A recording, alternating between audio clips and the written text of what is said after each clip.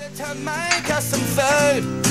Well, I stood at the stove in the nude, but then I find out why he's not tackle out, while he's not in the buff, while he's cooking his stuff. I discovered a whole new meaning to fat fire. I'm trying so hard to impress her. To an all new week of the Naked Chefs. Tonight we're going to be cooking pasta shooter. It's really awesome. It's pasta shooter. It's a nice gourmet meal with all these different things put in together, and we haven't quite worked out how to do it yet. But we should be able to. We just make it up as we go along. As you know, this is my mate Fred. I'm George. And let's get started. Yep. First of all, Fred will be cutting up the garlic.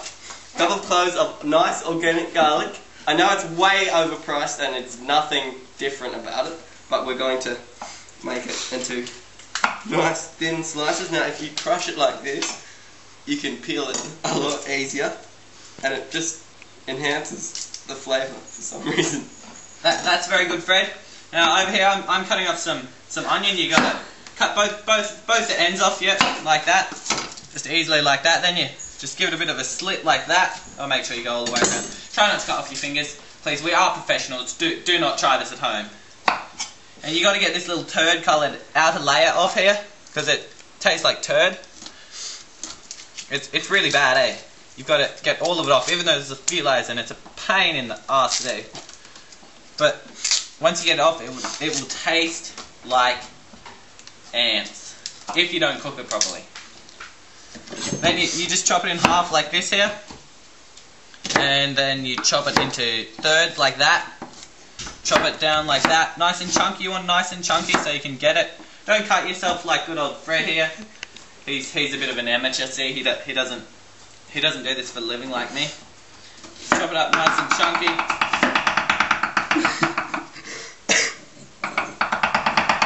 That's how you dice garlic, also known as mashed garlic. You chop it up, you get all these little brown bits of shit. You got to get those shit off. Okay, I got this garlic cooked now. What do we need to do now? First of all, Fred, you got to go over there, Fred, and put some of that oil, Fred, in the... Fred. Yeah. Okay. Over here. We've already put some of this nice Supreme Frito olive extra virgin olive oil into that pot there nicely, and we're sort of getting it nice and cooking nicely, and then I'm going to scrape a bit of finely chopped garlic into the pot, and we're gonna brown this to a nice sort of crispy level when Dingo's got the garlic. Now keep it moving, because you don't want to burn this stuff, because the smoke stinks, and you know what I mean. Now, once you've got that in for about, how long's that? About 30 seconds. About 30 seconds, you put the onion in, scrape it all in, don't drop any on the wood stove unless you want it to taste like charcoal. Wipe it off, and always wash your cutting board. If you're using a wooden, original, organic cutting board, always wash your cutting board, or the flavour from the last food you cut up on it, it seeps into the wood and then it comes back, and you'll get it in whatever you put in there next. So you just gotta brown your whatever that shit is in there. We've got to keep the heat up to it. Oh yeah. You gotta keep checking your fire at regular intervals. See, this is a bit of a slow fire because our props man didn't get the electric fire didn't get the wood stove working properly before we started doing it. So we might have to convert over to the gas soon enough. Yeah, we're gonna have to take it to the gas. Okay. That's this one? Yeah, no, put it on the wok burner. The wok burner brings up a lot of heat quickly so that you can brown it. Brown's good. How the crud do I do this? Yeah, push. There we go. Just put it on there, just give it a good stir. I'll keep it going, we've got to keep this nice and brown now.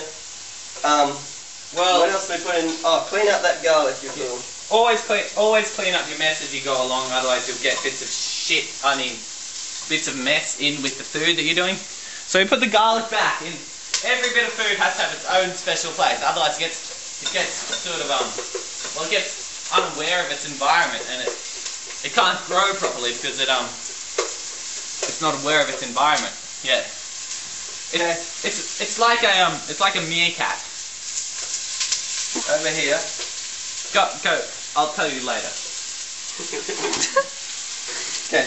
Over here we've got the garlic and the onion sort of cooking in here nicely, and my hand's sweating, and that's not meant to happen. But it adds good salt. Good salt to the meal. Okay, we've browned the garlic and onion nicely, and we're just put it back onto the stove because it uses less gas and everything. And now, George here is bringing over meat, and we're gonna cook it with this garlic and onion to make it nice, and then we'll simmer it. We've got some lovely organic mince here. We just minced it up this morning. The best way to make good pure mince is to get a steak and just chew on it raw. Just chew on it until it's nice and minced, just like this. It should have this lovely texture.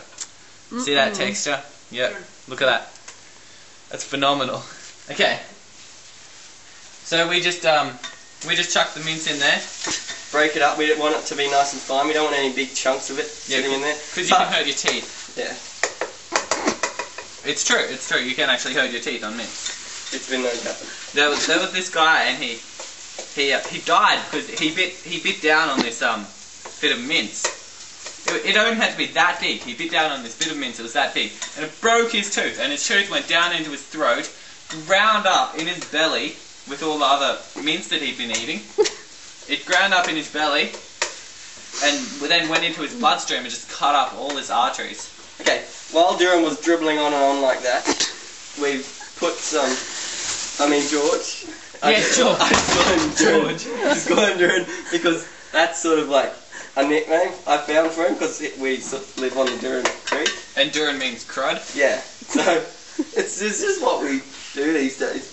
Now we've got it turning over here nicely, mixing with the garlic. But this fire is like a piece of cold crud. So we're going to have to put it back onto the gas again, Greg. Yep. Onto the smaller burners so that we don't burn at all. And here we have, it's looking nicely, but it's still not quite browning up very well, because as you can see, it looks the same. But we'll get it. So the mince is coming along nicely. It's nice and brown now. The next step is to add the pasta sauce. Fred, pass me that sauce, eh? Yep. I've brought some extra garlic because it's not really garlic. Yeah, garlicky enough. We use special La Gina premium Italian pasta sauce, 700 milliliters.